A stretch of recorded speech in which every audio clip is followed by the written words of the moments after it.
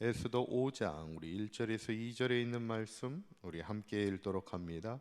제3일에 에스더가 왕후의 예복을 입고 왕궁 안뜰 곧 어전 맞은편에 서니 왕이 어전에서 전문을 대하여 왕자에 앉았다가 왕후 에스더가 뜰에 선 것을 본즉 매우 사랑스러움으로 손에 잡았던 금규를 그에게 내미니 에스더가 가까이 가서 금규 끝을 만진지라.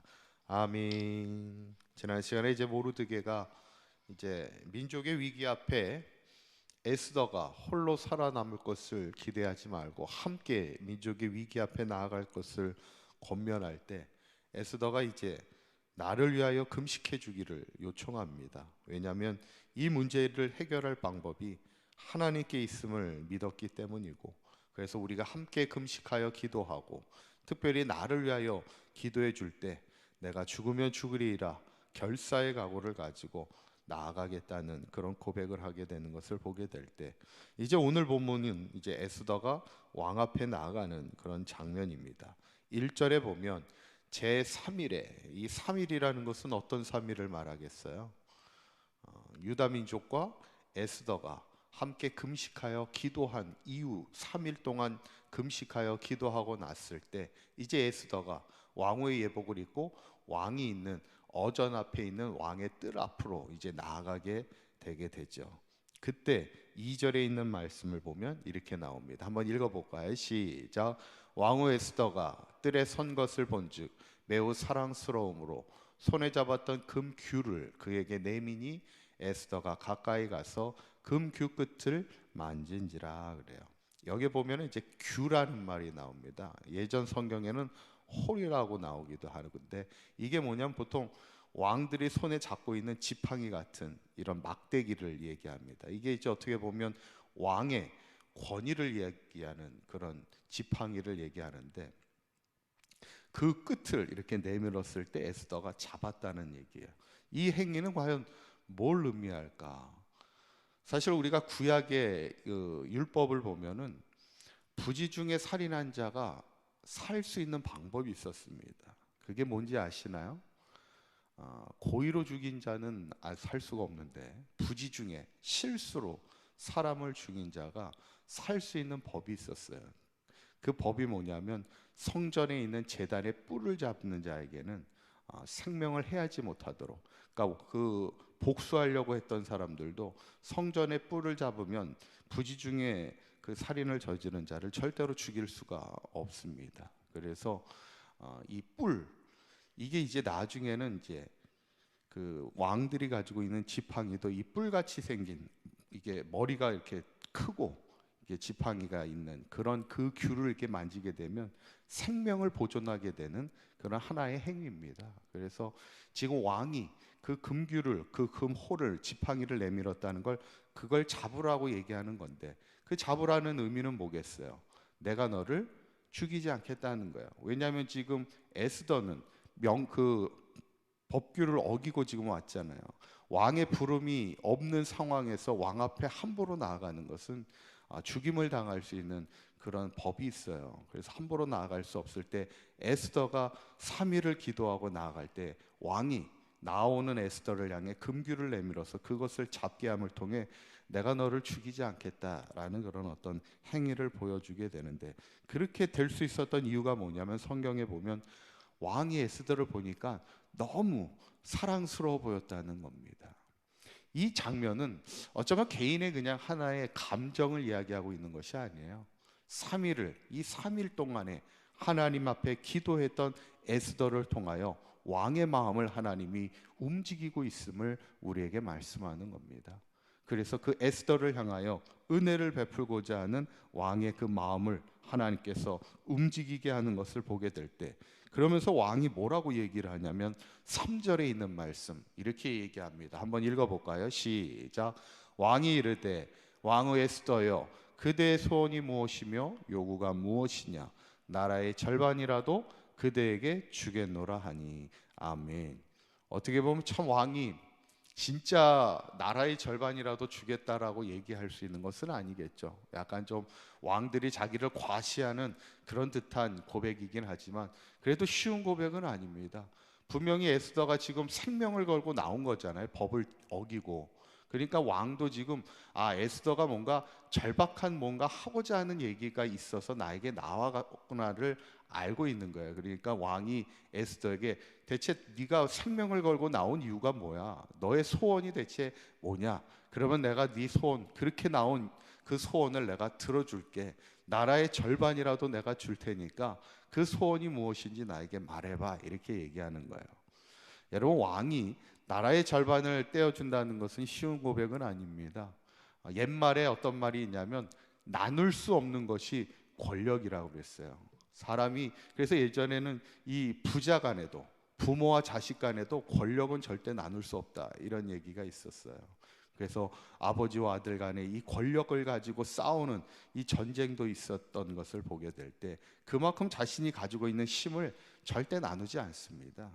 근데 왕이 지금 진짜 왕의 그 나라의 절반을 주고자 했던 마음이 있지는 않았겠지만 그래도 그렇게 말할 수 있었던 것은 그만큼 하나님이 왕의 마음을 움직이고 있음을 우리가 보게 되는 건데, 그때 이제 에스더가 민족을 구원해 달라고 바로 이야기하지 않고 뭐라고 왕에게 요청하냐면 4절에 있는 말씀 한번 읽어볼까요? 시작.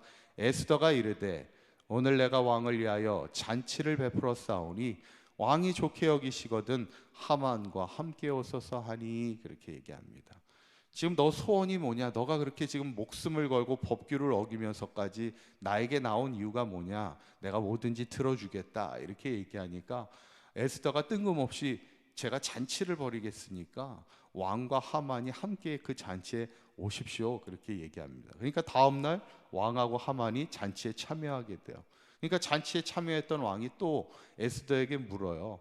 이제 네 소원을 진짜 말해봐 이렇게 물으니까 이번에는 에스더가 그러면 한 번만 더 잔치에 참여해 달라는 거예요. 그때 제가 그 이야기를 하도록 하겠습니다 라고 하면서 또 얘기하는 것을, 잔치를 베푸는 것을 보게 될 때 저는 이 모든 과정을 보면 에스더가 참 성격이 상당히 신중하면서도 되게 치밀함을 이제 보게 되는데, 왜냐하면 지금 문제의 근원은 단순히 유다 민족의 멸절을 막는 게 아니라 그 유대 민족의 멸절을 지금 주도하고 있는 사람이 지금 하만이잖아요.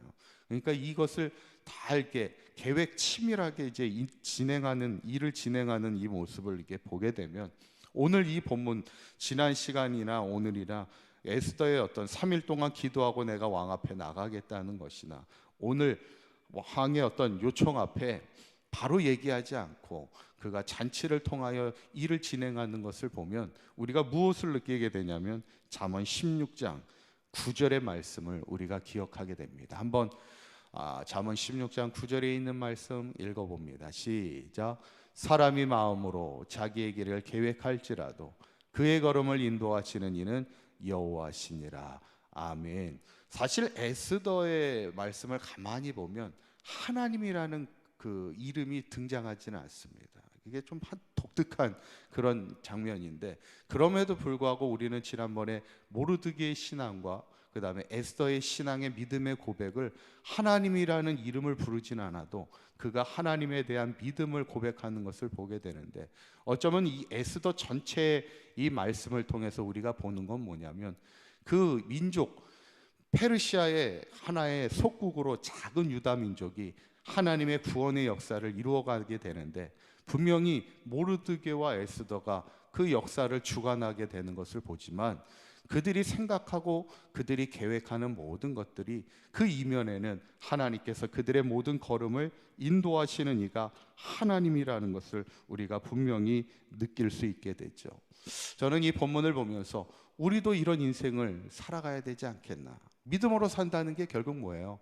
우리가 마음으로 생각해도 우리의 발걸음을 인도하시는 이가 하나님이십니다를 고백하며 살아가는 것이 우리의 인생이, 믿음의 인생이 돼야 되지 않겠는가.